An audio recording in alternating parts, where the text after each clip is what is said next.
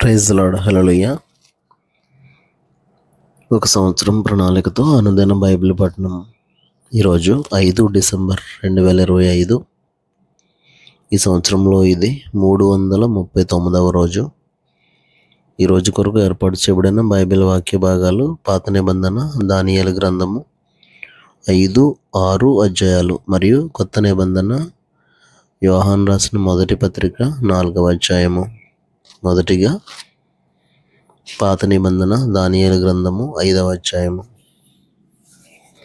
రాజుకు బెల్షస్సరు తన అధిపతులలో 1000 మందికి గొప్ప విందు చేయించి ఆ 1000 మందితో కలుసుకొని ద్రాక్షరసం త్రాగుచుండెను. బెల్షస్సరు ద్రాక్షరసం త్రాగుచుండగా తానును తన అధిపతులను తన రాణులను తన ఉపపత్నులను వాటిలో ద్రాక్షరసం పోసి త్రాగునట్లు తన తండ్రియగు నెబుకద్నెజరు యెరూషలేములోని ఆలయంలో నుండి తెచ్చిన వెండి బంగారు పాత్రలను తెమ్మని ఆజ్ఞ ఇచ్చెను. అందుకు వారు యెరూషలేములోని దేవుని నివాసమగు ఆలయంలో నుండి తీసుకొన్న సువర్ణోపకరణములను తెచ్చి ఉంచగా రాజును అతని అధిపతులను అతని రాణులను అతని ఉపపత్నులను వాటిలో ద్రాక్షరసం పోసి త్రాగిరి. వారు బంగారు, వెండి, ఇత్తడి, ఇనుము, కర్ర, రాయి అను వాటితో చేసిన దేవతలను స్తుతించుచు ద్రాక్షరసం త్రాగుచుండగా ఆ గడియలోనే మానవ హస్తపు వ్రేళ్లు కనబడి దీపము దగ్గర రాజు యొక్క నగరు గోడ పూత మీద ఏదో ఒక రాత రాయుచున్నట్టు ఉండెను. రాజు ఆ హస్తము రాయుట చూడగా అతని ముఖము వికారమాయెను. అతడు మనస్సునందు కలవరపడగా అతని నడుము కీళ్ళు వదిలి అతని మోకాళ్ళు గడగడ వణుకుచు కొట్టుకొనుచుండెను. రాజు గారడీ విద్య గలవారిని కల్దీయులను జ్యోతిష్యులను పిలువనంపుడని ఆతురముగా ఆజ్ఞ ఇచ్చి బబులోనులోని జ్ఞానులు రాగానే ఇట్లనెను, ఈ వ్రాతను చదివి దీని భావమును నాకు తెలియజెప్పువాడెవడో వాడు ఊదా రంగు వస్త్రం కట్టుకొని తన మెడను సువర్ణమయమైన కంఠభూషణం ధరింపబడిన వాడై రాజ్యములో 3వ అధిపతిగా ఏలును. రాజు నియమించిన జ్ఞానులందరూ అతని సముఖమునకు వచ్చిరి గాని ఆ వ్రాత చదువుటైనను దాని భావము తెలియజెప్పుడైనను వారి వల్ల కాకపోయెను. అందుకు రాజుకు బెల్షస్సరు మిగులు భయాక్రాంతుడై తన అధిపతులు విస్మయమందునట్లుగా ముఖ వికారం గలవాడాయెను. రాజునకును అతని అధిపతులకును జరిగిన సంగతి రాణి తెలుసుకుని విందు గృహమునకు వచ్చి ఇట్లనెను, రాజు చిరకాలము జీవించునుగాక. నీ తలంపులు నిన్ను కలవరపరచనీయకము, నీ మనస్సు నిబ్బరముగా ఉండనిమ్ము. నీ రాజ్యంలో ఒక మనుష్యుడున్నాడు, అతడు పరిశుద్ధ దేవతల ఆత్మ గలవాడు. నీ తండ్రి కాలంలో అతడు దైవజ్ఞానము వంటి జ్ఞానమును బుద్ధియు తెలివియు గలవాడై ఉండుట నీ తండ్రి కనుగొనెను గనుక నీ తండ్రి అయిన రాజుకు నెబుకద్నెజరు శకునగాండ్రకును గారడీ విద్య గలవారికిని కల్దీయులకును జ్యోతిష్యులకును పై అధిపతిగా అతన్ని నియమించెను. ఈ దానియేలు శ్రేష్టమైన బుద్ధి గలవాడై కలలు తెలియజేయుటకును మర్మములు బయలుపరచుటకును కఠినమైన ప్రశ్నలకు ఉత్తరమిచ్చుటకును జ్ఞానమును తెలివియు గలవాడుగా కనబడెను గనుక ఆ రాజు అతనికి బెల్తెషాజరు అని పేరు పెట్టెను. ఈ దానియేలును పిలువనంపుము, అతడు దీని భావము నీకు తెలియజెప్పును.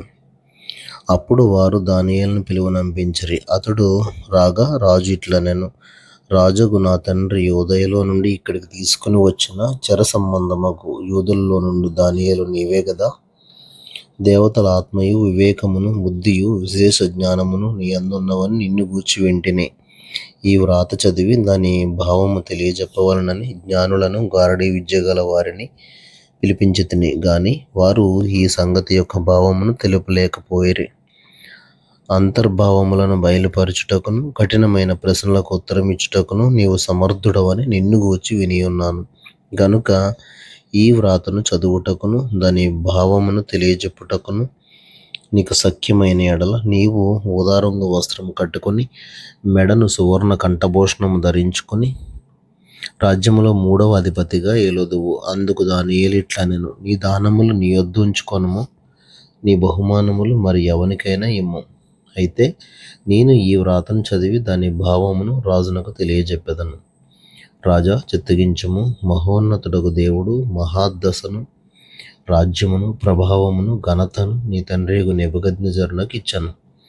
దేవుడు అతనికి ఇట్టి మహాదశ ఇచ్చినందున తాను ఎవరిని చంపగోరను వారిని చంపెను, ఎవరిని రక్షింపగోరను వారిని రక్షించను, ఎవరిని హెచ్చింపగోరను వారిని హెచ్చించను, ఎవరిని పడవేయగోరెను వారిని పడవేశను. కాబట్టి సకల రాష్ట్రములను, జనులను, ఆయా భాషలు మాట్లాడువారును అతనికి భయపడుచు అతని ఎదుట వణుకుచూ నుండిరి.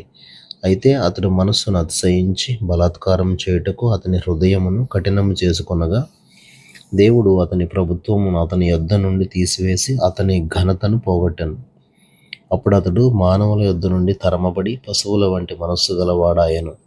మహోన్నతుడగు దేవుడు మానవుల రాజ్యములలో ఏలుచు ఎవరిని స్థాపింపగోరునో వారిని స్థాపించునని అతడు తెలుసుకుని వరకు అతడు అడవి గాడిదల మధ్య నివసించుచు పశువుల వలె గడ్డి మేయుచు ఆకాశపు మంచు చేత తడిసిన శరీరం గలవాడాయను. బెల్షస్సరు, అతని కుమారుడు వగు నీవు ఈ సంగతి అంతయు ఎరిగియుండి నీ మనస్సును అణుచుకొనక పరలోకమందున్న ప్రభువు మీద నేను నీవే హెచ్చించుకొంటివి. ఎట్లనగా నీవును నీ అధిపతులను, నీ రాణులను, నీ ఉపపత్నులను దేవుని ఆలయ సంబంధమగు ఉపకరణములలో ద్రాక్షరసం పోసి త్రాగవాలనని వాటిని తెచ్చి ఉంచుకొని వాటితో త్రాగుచు చూడనైనను, విననైనను, గ్రహింపనైనను చేతకాని వెండి, బంగారు, ఇత్తడి, ఇనుము, కర్ర, రాయి అని వాటితో చేయబడిన దేవతలను స్తుతించితిరి గాని నీ ప్రాణమును, నీ సకల మార్గములను ఏ దేవుని వశమున ఉన్నవో ఆయనను నీవు గనపరచలేదు. కావున ఆయన ఎదుట నుండి ఈ అరచేయి వచ్చి ఈ వ్రాతను రాసను. వ్రాసిన శాసనం ఏదనగా, మెనే మెనే టెకేల్ ఉఫార్సీన్. ఈ వాక్య భావం ఏమనగా, మినే అనగా దేవుడు నీ ప్రభుత్వ విషయంలో లెక్క చూచి దాన్ని ముగించెను. టెకేల్ అనగా ఆయన నిన్ను త్రాసులో తోచగా నీవు తక్కువగా కనబడితివి. ఫెరేస్ అనగా నీ రాజ్యం నీ యొద్ద నుండి విభాగింపబడి మాదీయులకును పారసీకులకును ఇయ్యబడను. బెల్షస్సరు ఆజ్ఞేయగా వారు దానియేలునకు ఊదారంగు వస్త్రం తొడిగించి అతని మెడను బంగారపు హారం వేసి ప్రభుత్వం చేయుటలో అతడు 3వ అధికారి అని చాటించిరి. ఆ రాత్రి అందే కల్దీయుల రాజుకు బెల్షస్సరు హతుడాయెను. మాదీయుడగు దర్యావేషు 62 సంవత్సరముల వాడై సింహాసనమునెక్కెను. దానియేలు గ్రంథము 6వ అధ్యాయము. తన రాజ్యం అంతటిపైన అధిపతులుగా ఉండుటకై 120 మంది అధిపతులను నియమించుటకు దర్యావేషునకు ఇష్టమాయెను. వారిపైన 3 ప్రధానులుగా నియమించెను. ఆ 3లో దానియేలు ముఖ్యుడు. రాజునకు నష్టం కలగకుండానట్లు ఆ అధిపతులు తప్పకుండా వీరికి లెక్కలు ఒప్పచెప్పవలనని ఆజ్ఞ ఇచ్చాను. ఈ దానియేలు అతి శ్రేష్టమైన బుద్ధి గలవాడై ప్రధానులలోనూ అధిపతులలోనూ ప్రఖ్యాతి నొంది ఉండెను గనుక రాజ్యం అంతటి మీద అతని నియమింపవలనని రాజు ఉద్దేశించాను. అందుకు ఆ ప్రధానులను, అధిపతులను రాజ్యపాలన విషయంలో దానియేలు మీద ఏదైనా ఒక నింద మోపవలనని ఉండి తగిన హేతువు కనిపెట్టుచుండిరి. గాని దానియేలు నమ్మకస్తుడై ఏ నేరమైనను ఏ తప్పైనను చేయువాడు కాడు గనుక దానియేలులో తప్పైనను లోపమైనను కనుగొనలేకపోయిరి. అందుక మనుషులు అతని దేవుని పద్ధతి విషయమందే గాని మరి ఏ విషయమందునూ అతనిలో లోపము కనుగొనలేమనుకొనిరి. కాబట్టి ఆ ప్రధానులను, అధిపతులను రాజునొద్దకు సందడిగా కూడివచ్చి ఇట్లనిరి, రాజుకు దర్యావేషు చిరంజీవి అయి ఉందువుగాక. రాజ్యపు ప్రధానులు, సేనాధిపతులు, అధిపతులు, మంత్రులు, సంస్థానాధిపతులు అందరూ కూడి రాజు ఒక ఖండితమైన చట్టము స్థిరపరిచి దానిని శాసనముగా చాటింపచేయునట్లు యోచన చేసిరి. ఎట్లనగా 30 దినముల వరకు నీ యొద్ద తప్ప మరి ఏ దేవుని యొద్దనైనను మానవుని యొద్దనైనను ఎవడును ఏ మనవియు చేయకూడదు. ఎవడైనను చేసిన ఎడల వాడు సింహముల గుహలో పడద్రోయబడును. రాజా, ఈ ప్రకారముగా రాజు శాసనము ఒకటి పుట్టించి మాదీయుల యొక్కయు పారసీకుల యొక్కయు పద్ధతిని అనుసరించి స్థిరమగు శాసనముగా ఉండునట్లు దాని మీద సంతకం చేయమని మనవి చేసిరి. కాగా రాజుకు దర్యావేషు శాసనము రాయించి సంతకం చేశాను. ఇట్టి శాసనము సంతకం చేయబడనని దానియేలు తెలుసుకొనినను. అతడు తన ఇంటికి వెళ్ళి యథాప్రకారముగా అనుదినము ముమ్మారు మోకాల్లోని తన ఇంటి పైగది కిటికీలు యెరూషలేము తట్టునకు తెరవబడి ఉండగా తన దేవునికి ప్రార్థన చేయుచు ఆయనను స్తుతించుచూ వచ్చాను. ఆ మనుషులు గుంపు కూడి వచ్చి దానియేలు తన దేవునికి ప్రార్థన చేయుటయు ఆయనను బతిమాలుకొనుటయు చూచి రాజు సముఖమునకు వచ్చి, శాసన విషయమును బట్టి రాజా, 30 దినముల వరకు నీవు తప్ప మరి ఏ దేవునికైనను మానవునికైనను ఎవడునూ ప్రార్థన చేయకూడదు. ఎవడైనా చేసిన ఎడల వాడు సింహముల గుహలో పడద్రోయబడునని నీవు ఆజ్ఞ ఇయ్యలేదా అని మనవి చేయగా, రాజు మాదీయుల యొక్కయు పారసీకుల యొక్కయు పద్ధతి ప్రకారము ఆ సంగతి స్థిరము. ఎవరునూ దాని రద్దుపరచజాలరా అనెను. అందుకు వారు, చెరపట్టబడిన యూదులలోనున్న ఆ దానియేలు నిన్నే గాని నీవు పుట్టించిన శాసనమునే గాని లక్ష్యపెట్టక అనుదినము ముమ్మారు ప్రార్థన చేయుచు వచ్చుచున్నాడు అనిరి. రాజు ఈ మాట విని బహుగా వ్యాకులపడి దానియేలును రక్షింపవలెనని తన మనసు దృఢం చేసుకుని సూర్యుడు అస్తమించే వరకు అతని విడిపించుటకు ప్రయత్నం చేశాను. ఆ మనుషులు దీన్ని చూచి రాజు సన్నిధికి సందడిగా కూడి వచ్చి, రాజు స్థిరపరిచిన ఏ శాసనం గాని తీర్మానం గాని ఎవడునూ రద్దుపరచజాలడు. ఇది మాదీయులకును పారసీకులకును విధి అని తమరు తెలుసుకొనవలెను అనిరి. అంతటా రాజు ఆజ్ఞేయగా బంట్రౌతులు దానియేలును పట్టుకుని పోయి సింహముల గుహలో పడద్రోయగా రాజు, నీవు అనుదినము తప్పక సేవించుచున్న నీ దేవుడే నిన్ను రక్షించునని దానియేలుతో చెప్పాను. వారు ఒక రాయి తీసుకుని వచ్చి ఆ గుహ ద్వారమును వేసి దాన్ని మూసిరి. మరియు దానియేలును గూర్చి రాజు యొక్క తీర్మానము మారునేమో అని రాజు ముద్రను అతని అధికారుల ముద్రను వేసి దాన్ని ముద్రించిరి. అంతటా రాజు తన నగరునకు వెళ్ళి ఆ రాత్రి అంతా ఉపవాసం ఉండి నాట్య వాయిద్యములను జరగనీయలేదు. అతనికి నిద్ర పట్టకపోయాను. తెల్లవారుజామున రాజు వేగిరమే లేచి సింహముల గుహ దగ్గరకు త్వరపడిపోయాను. అతడు గుహ దగ్గరకు రాగానే దుఃఖ స్వరముతో దానియేలును పిలిచి, జీవము గల దేవుని సేవకుడు అయిన దానియేలు, నిత్యము నీవు సేవించుచున్న నీ దేవుడు నిన్ను రక్షింపగలిగినా అని అతనిని అడిగాను. అందుకు దానియేలు, రాజు చిరకాలము జీవించునుగాక. నేను నా దేవుని దృష్టికి నిర్దోషినిగా కనబడితిని గనుక ఆయన తన దూతను పంపించి సింహములు నాకు ఏ హానియు చేయకుండా వాటి నోళ్ళు మూయించాను. రాజా, నీ దృష్టికి నేను నేరం చేసిన వాడను కాను గదా అనెను. రాజు ఇందుని గూర్చి అతి సంతోషభరితుడై దానియేలును గుహలో నుండి పైకి తీయుడని ఆజ్ఞేయగా బంట్రౌతులు దానియేలును బయటికి తీసిరి. అతడు తన దేవుని యందు భక్తి గలవాడైనందున అతనికి ఏ హానియూ కలగలేదు. రాజు ఆజ్ఞేయగా దానియేలు మీద నింద మోపిన ఆ మనుషులను వారు తోడుకుని వచ్చి సింహముల గుహలో పడద్రోసిరి. వారిని, వారి కుమారులను, వారి భార్యలను పడద్రోసిరి. వారు ఆ గుహ అడుగునకు రాకమునిపే సింహముల పాలైరి. సింహములు వారి ఎముకలను సహితము పగలగొరికి పొడి చేసెను. అప్పుడు రాజుకు దర్యావేషు లోకమంతటా నివసించు సకల జనులకును రాష్ట్రములకును ఆయా భాషలు మాట్లాడు వారికిని ఈలాగు రాయించను, మీకు క్షేమాభివృద్ధి కలుగునుగాక. నా సముఖమున నియమించినదేమనగా, నా రాజ్యంలోని సకల ప్రభుత్వముల యందుండు నివాసులు దానియేలు యొక్క దేవునికి భయపడుచు ఆయన సముఖమున వణుకుచుండవలెను. ఆయనే జీవము గల దేవుడు, ఆయనే యుగయుగములుండువాడు. ఆయన రాజ్యము నాశనము కానేరదు. ఆయన ఆధిపత్యము తుదమట్టునకుండును. ఆయన విడిపించువాడును రక్షించువాడునై ఉండి పరమందును భూమి మీదను సూచక క్రియలను ఆశ్చర్య కార్యములను చేయువాడు. ఆయనే సింహముల నోట నుండి ఈ దానియేలును రక్షించను అని రాయించను.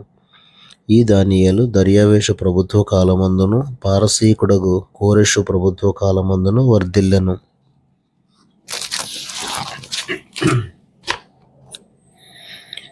క్రొత్త నిబంధన యోహాను రాసిన మొదటి పత్రిక 4వ అధ్యాయము 21 వచనాలు.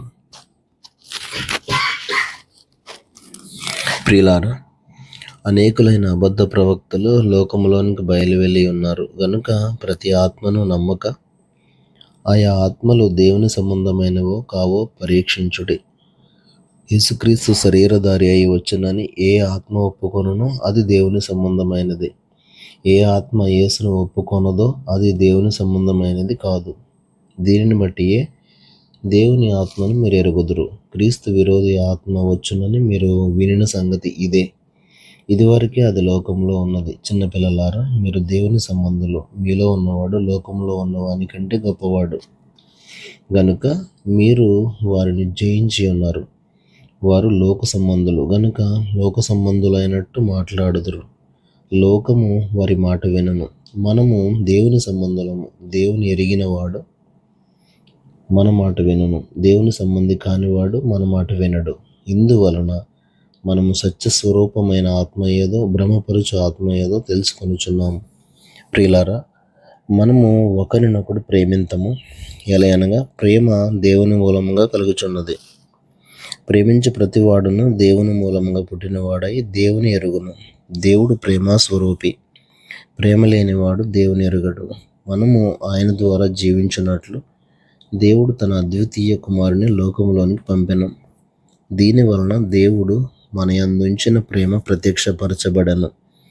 మనము దేవుని ప్రేమించితమని కాదు, తానే మనలను ప్రేమించి మన పాపములకు ప్రాయశ్చిత్తమై ఉండుటకు తన కుమారుని పంపెను. ఇందులో ప్రేమ ఉన్నది. ప్రియులారా, దేవుడు మనలను ఇలాగూ ప్రేమింపగా మనం ఒకరినొకడు ప్రేమింపబద్ధులమై ఉన్నాము. ఏ మానవుడును దేవుని ఎప్పుడును చూచి ఉండలేదు. మనం ఒకరినొకడు ప్రేమించిన ఎడల దేవుడు మన యందు నిలిచి ఉండును. ఆయన ప్రేమ మన యందు సంపూర్ణమగును. దీని వలన మనము ఆయన యందు నిలిచి ఉన్నామనియు ఆయన మన యందు ఉన్నాడనియు తెలుసుకొనుచున్నాము. ఎలయనగా ఆయన మనకు మన ఆత్మలో పాలు దయచేసి ఉన్నాడు. మరియు తండ్రి తన కుమారుని లోకరక్షకుడుగా ఉండుటకు పంపియుండుట మేము చూచి సాక్ష్యమిచ్చుచున్నాము. యేసు దేవుని కుమారుడని ఎవడు ఒప్పుకొనునో వానిలో దేవుడు నిలిచి ఉన్నాడు. వాడు దేవుని యందున్నాడు. మన ఎడల దేవునికి ఉన్న ప్రేమను మనం ఎరిగిన వారమై దాన్ని నమ్ముకొని ఉన్నాము. దేవుడు ప్రేమ స్వరూపి అయి ఉన్నాడు. ప్రేమ యందు నిలిచి ఉండేవాడు దేవుని యందు నిలిచి ఉన్నాడు. దేవుడు వాని యందు నిలిచి ఉన్నాడు. తీర్పు దినమందు మనకు ధైర్యం కలుగునట్లు దీని వలన ప్రేమ మనలో పరిపూర్ణం చేయబడి ఉన్నది. ఎలయనగా ఆయన ఎట్టివాడై ఉన్నాడో మనము కూడా ఈ లోకంలో అట్టివారమై ఉన్నాము. ప్రేమలో భయం ఉండదు. అంతేకాదు, పరిపూర్ణ ప్రేమ భయమును వెళ్ళగొట్టును. భయము దండనతో కూడినది. భయపడువాడు ప్రేమ యందు పరిపూర్ణం చేయబడినవాడు కాడు. ఆయనే మొదట మనలను ప్రేమించను గనుక మనము ప్రేమించుచున్నాము. ఎవడైనను నేను దేవుని ప్రేమించుచున్నానని చెప్పి తన సహోదరుని ద్వేషించిన ఎడల అతడు అబద్ధికుడగును. తాను చూచిన తన సహోదరుని ప్రేమింపని వాడు తాను చూడని దేవుని ప్రేమింపలేడు. దేవుని ప్రేమించువాడు తన సహోదరుని కూడా ప్రేమింపవలనను ఆజ్ఞను మనం ఆయన వలన పొంది ఉన్నాము. దేవుడు తన పరిశుద్ధ వాక్యమును మన వెనుకిడిలో దీవించునుగాక. ఆమేన్.